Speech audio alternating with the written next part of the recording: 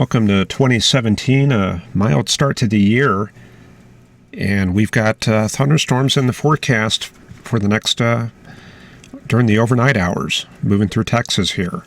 They're going to be starting out in southeastern New Mexico and moving across Texas along I-20 out into the Permian Basin and out to I-35 around dawn.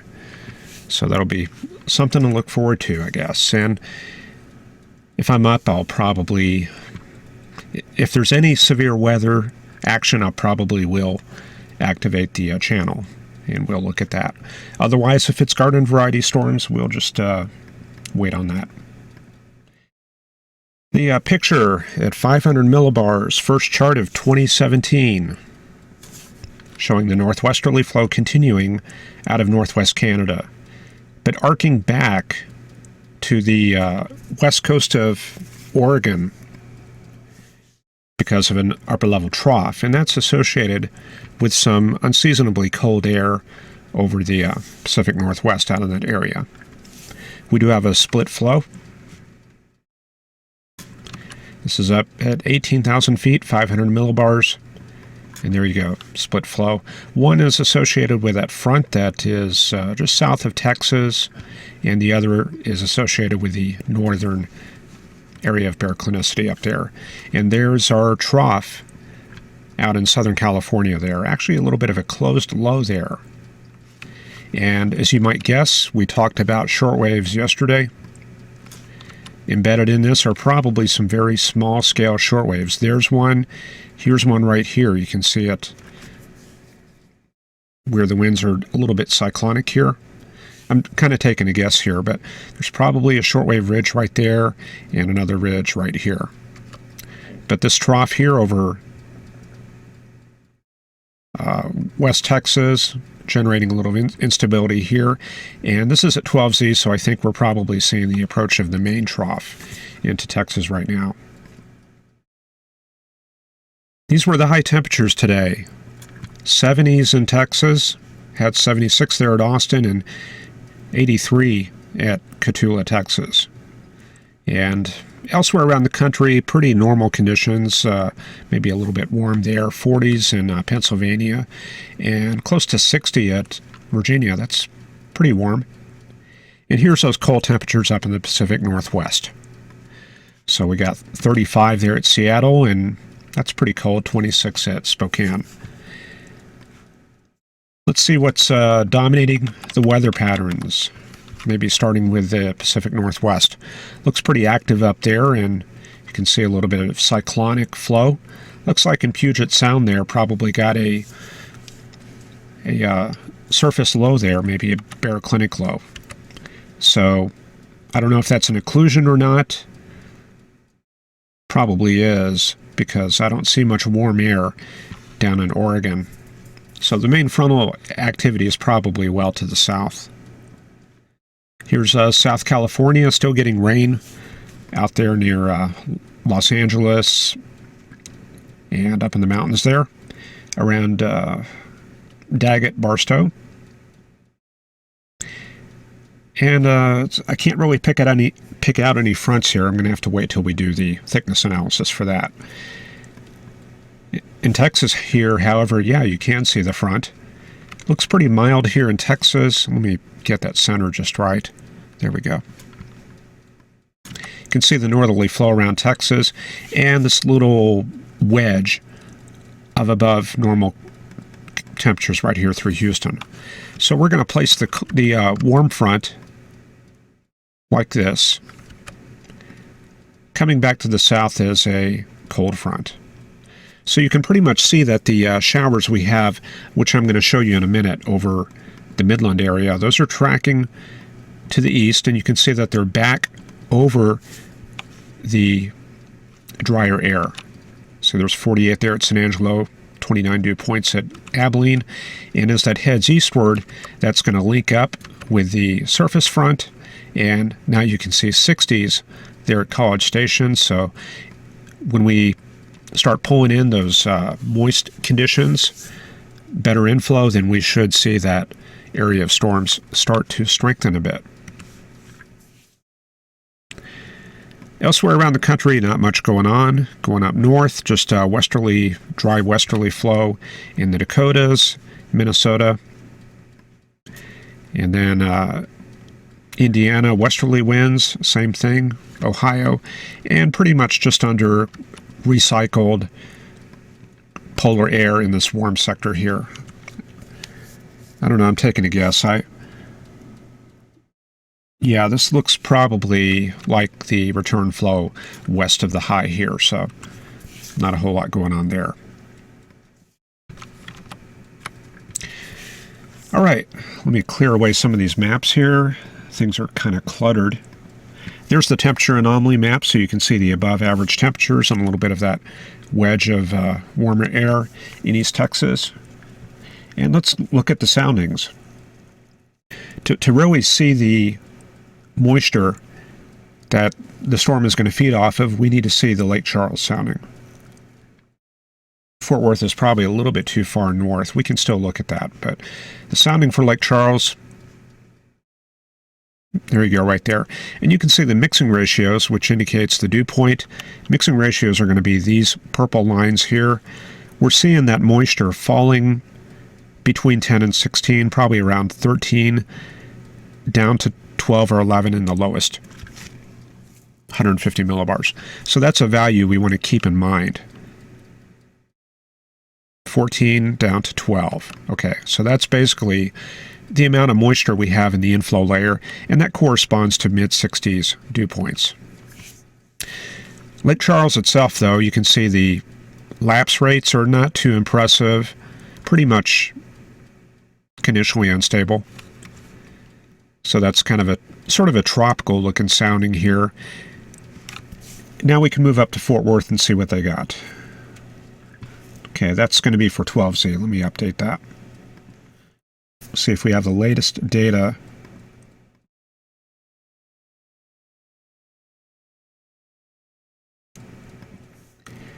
Okay, so this is going to be, this is 2nd of June at 0Z. So lapse rates look a little bit better at Fort Worth. These are a little bit steeper than conditionally unstable. So that's really where the shortwave action becomes important, because that'll help cool the upper level parts of the sounding and help tilt these lines further over to the left. So that's what we're looking for during the overnight hours. And you remember that 12 to 14 grams per kilogram mixing ratio, that's going to be about here. So you can see that the moisture down to the south is a lot more rich than what we have at Fort Worth right now. So this is what's going to be coming, and you mix that up with these lapse rates here, you're going to get some fairly decent cape with that. So that's what we're going to see overnight here. Okay, let's clear away some more charts, get that out of the way, and we'll look at the upper air sounding. Let me take a look at the chat here, just make sure that my audio is good. I can see green levels on my board here, so I think we're fine. Mark says, Happy New Year's, got the champagne glass emoticons, and Kevin says, enhanced risk for severe weather on the Gulf Coast tomorrow. Yeah, we're going to be looking for that on the charts here in just a minute. Fred, good evening from the frozen north, and Happy New Year from Sue and Sarah. And Mike and Lloyd and Jeff. All right. Good audio. That's good to hear. Okay, let me get this 500 millibar chart straightened out. And this is where we can take a look at the short waves. This says 0Z, so this is going to be 1 hour, 2 hours ago.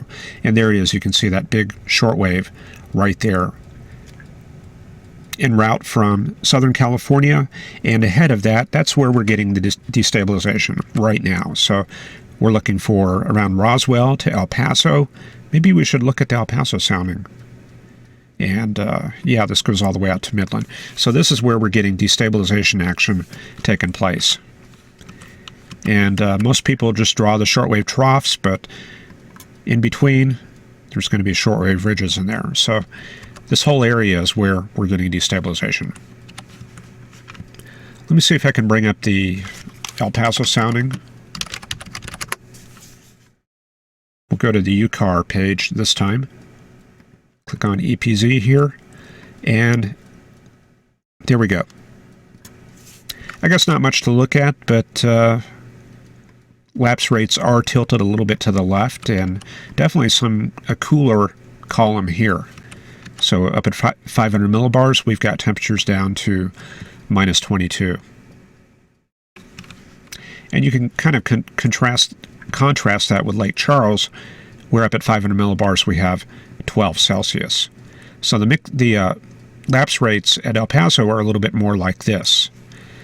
So you mix that up with the very steep lapse rates here, and that's going to give you some pretty good CAPE. So that's kind of what's going on right now. Okay, let's just take a quick look at the 500 millibar chart, see what it shows for the overnight hours. We're going to move that shortwave across Texas, and let's do that. Okay, so there's our shortwave there, just north of Chihuahua up to El Paso, and you can see overnight this is midnight and then 12Z. So by 12Z, that's going to be rolling into the Abilene, San Angelo area, and out ahead of it, that's where we're going to get the destabilization taking place. So the overnight hours here in Texas, you can see we're pretty much set up for thunderstorms. And then overnight into tomorrow, you can see that shortwave just kind of continues on into Mississippi and Alabama, and by peak heating, that's going to be affecting this area right here. So we're going to watch for severe weather there tomorrow, probably for tomorrow's webcast. And then overnight, moves into North Carolina, and then during the day tomorrow, probably getting up into cooler air at the surface here, but still, we should see some showers in the Philadelphia and New York area later tomorrow. The other major shortwave trough up in Washington, you can see that kind of shears out, and we've got a high pressure area out over the Pacific and kind of a Rex block pattern with the main flow coming across Alaska and Yukon, cutoff high here and cutoff low south of that. So that's a blocking pattern right there. So that pattern, you can see that kind of holds in place, even actually retrogresses a little bit over about 3 or 4 days. See, I'm already up to January 7th. Pretty good block there, and now it wants to dig another low off the Pacific coast. So it looks pretty active there in the Pacific Northwest, and things don't really change. I'm already up to January 11th. Blocking pattern continues, and now we open up some very strong flow from Canada around the 11th. So this kind of tells you what's coming. We're going to kind of hold on to this pattern, looks like all the way through the period, GFS period, January 16th. So basically what this is telling us, below normal temperatures for this area, and probably, I don't know, probably indeterminate for the southwest, maybe below normal up here and above normal out in this area here. Okay, there's our thunderstorms coming out of West Texas right now. Coming through the Midland area, and as you saw, dew points in that area pretty low, 43 there at Big Spring, and let's see, nothing for Wink, 38 at Fort Stockton, 43 for Ozona, and 50 degree dew points, those are going to be like that. So basically from around Mineral Wells to Del Rio, or 55s come in like this, and then 60s all the way up through Tyler Longview back to Austin, and down through just south of San Antonio. Yeah, and I don't see any 65s. Actually, I do. Yeah, right here. So 65s right there, and then 70 off the coast. And we've got southeasterly flow, so that's going to continue advecting this moisture northward overnight.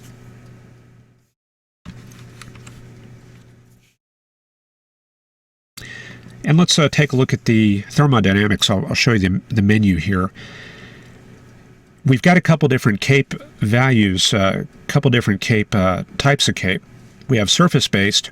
That's going to be more appropriate in a surface heating situation. And during surface heating, we may actually prefer the mixed layer, 100 millibar mixed layer. But since we have kind of a complicated pattern here, we're north of the front. Most unstable, with it being nighttime, that's probably the most appropriate. So let's look at that, most unstable Cape. We have values 500 up to Dallas, and then we pick up 1,000 along the front, with 2,000 offshore. And those will probably be increasing overnight, and we'll likely see those come up about another 500 joules per kilogram. What other Cape indicators can we look at, or instability? Let's see here. Let's look at lifted index. It's going to be surface-based, not really appropriate, but we can look at it anyway. A few values, -5 here. I don't know if that's noise. The values off the coast, though, those are probably going to be in the ballpark of what we should see. So they got -5, -6. That's pretty unstable. Basically, with lifted index, the lower you go, the more unstable it is. And then we can look at lapse rates. Mid-level lapse rates, that'll be good for showing you your shortwave action. And you can see values of 8. This is going to be, let's see here. Yeah, 700 through 500 millibar lapse rate. Let me show you what values we're looking at here. This is basically the temperature difference from here up to here.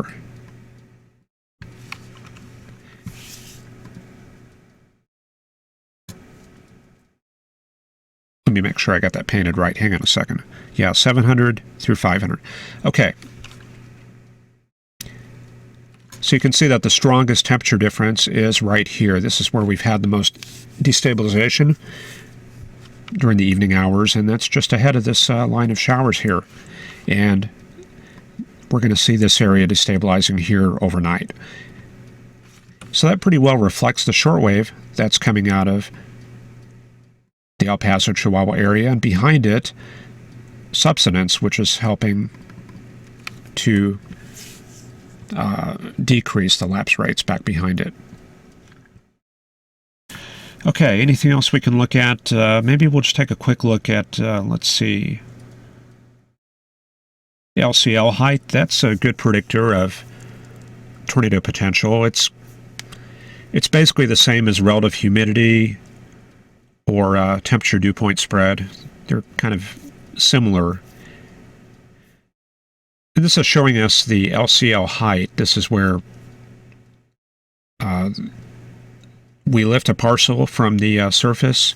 Actually, this is a mixed layer, lowest 100 millibars here.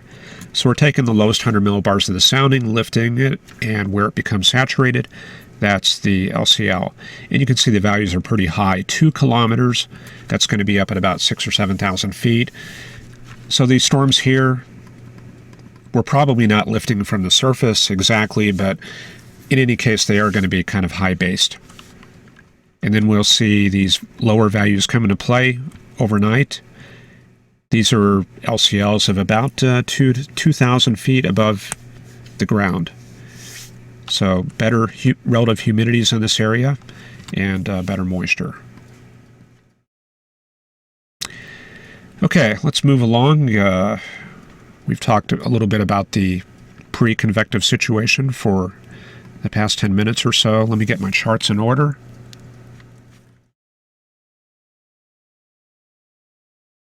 Okay, let's go ahead and look at the isoparson thickness. Where is our thickness ribbons? Where are they? Looks like they're going to be kind of concentrated in this area, not so much to the south. So this kind of defines where the warm front is. So maybe it's come up through Louisiana some. Definitely around this area here in East Texas, and then that picks up into a cold front through Mexico, around Chihuahua. So back behind it, you can see the thickness gradient right here, and then we pick up this little closed center. That's going to be the upper level low. And there's that area of convective instability around it. Some showery snow showers in the higher mountains, probably getting some snow there in the mountains of Mexico, and also some showers. So this here, that's definitely a frontal system, and that's associated with a big southern stream.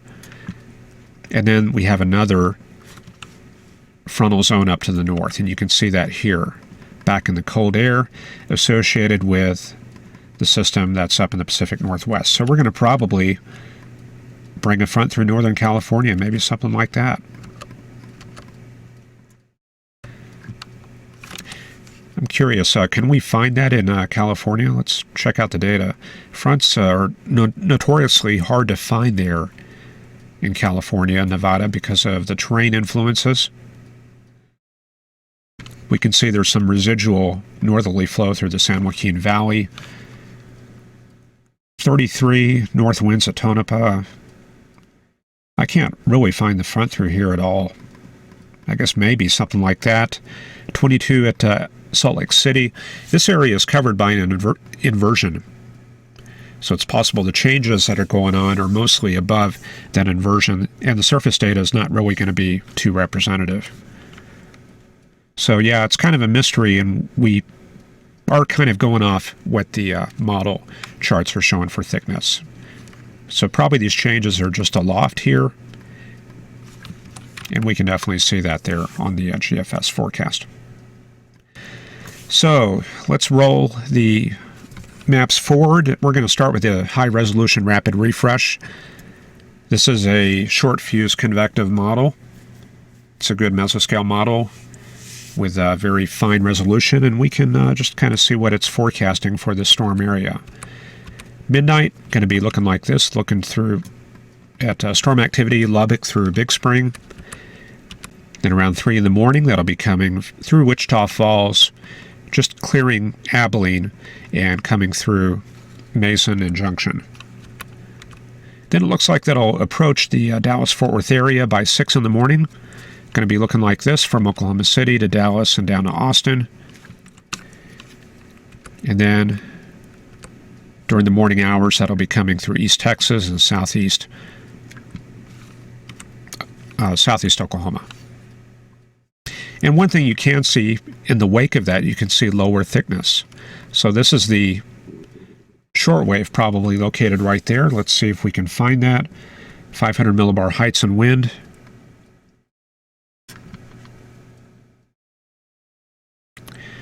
It's going to be embedded in that flow somewhat. Let's see here. Let's roll it forward. Yeah, okay, this looks better. Okay, so now this is 10Z, and then by 6 in the morning, looking like this, you can see that's lagging a little bit behind the storm area, but that's fine because the destabilization is basically taking place across this entire area right there. The actual trough axis is really not where the action is taking place. However, in the wake of that, yeah, you can get some convective cells, particularly during the afternoon hours. And you'll see some elevated convection probably behind the line of storms too.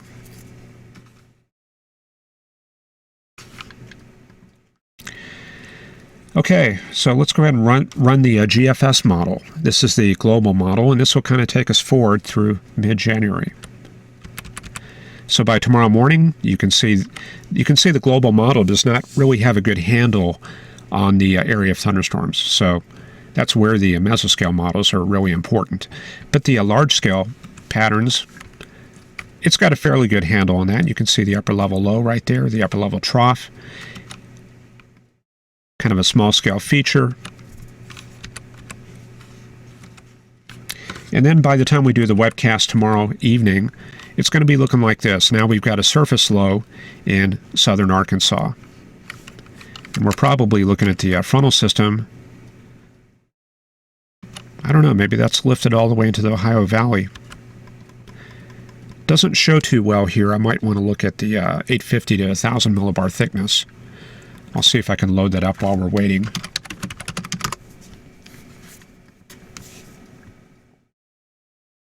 I'm going to pick out the NAM here and see what that shows. 1,000 through 850 millibar thickness. That's going to be right here.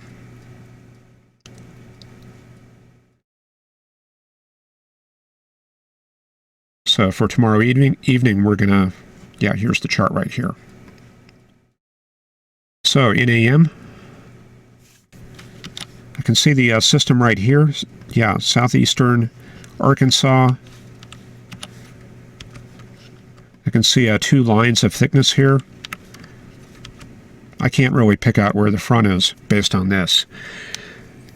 It's not showing up too well. It looks like maybe a little line through here, but this is where you're going to kind of rely on continuity for that, and maybe the mesoscale model to kind of predict the movement of that front. So going back to our global chart here, we've also got the northern system becoming active, and now we've got a good push of cold air coming south. Very strong cold air advection coming through the Dakotas. And for our webcast on Tuesday, here's what we got. Strong cold air advection across the central U.S. The system up in New York, kind of departing the picture there. There it goes. Now I can kind of pick out the warm front. There it is right there. So looks like some rain for there. And we have a new system coming on the California coast here. Looks like it's picking up the tail end of that boundary. Kind of like that. Okay, then our webcast on Wednesday going to be looking like this. Cold air advection across Texas. Should be kind of a cold day. Front getting hung up in the mountains of New Mexico and Old Mexico. And we're looking kind of like that. So this is going to be an area of upslope, and possibly with that Pacific system coming inland, we're going to see things become kind of active in this area here. So for Thursday's webcast, looking like this. System is still hung up in the Rockies, and we're seeing this area becoming active in the Great Basin. Then for Friday, it looks like that pulls out into the plains. So we get a warm front here in Texas. And as this system clears Texas and Arkansas, we're going to come on the backside of that for the weekend.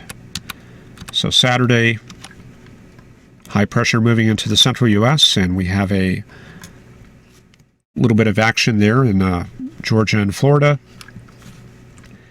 Becoming active once again in California. Sunday's webcast, just kind of cold, moderating across the central U.S. a little bit of modification of the air mass. Then for Monday, becoming active in the Pacific region. Tuesday, new system coming out of the Dakotas into the Great Lakes area. Looks like a little line of showers across Illinois and Indiana.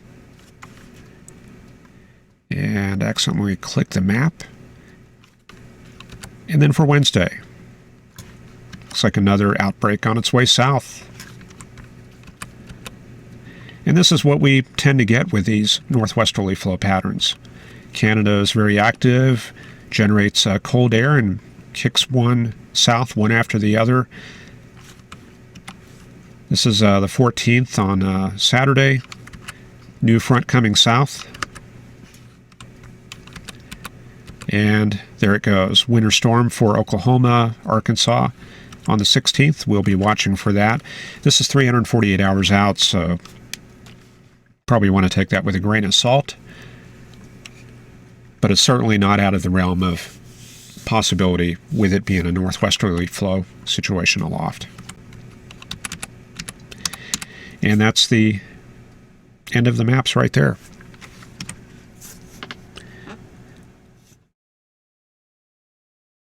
Okay, I think that's all I got for today. Let me just take a look at the chat real quick. No comments or questions, really. Forecast, are the models accurate? Yeah, pretty much. They do decrease in accuracy out past 150 hours, 120, 150 hours. But the large-scale patterns are usually correct, and we'll see that northwesterly flow across much of the U.S. probably through mid-month. So I appreciate you all joining, and we'll see you tomorrow at the usual time. Have a good evening.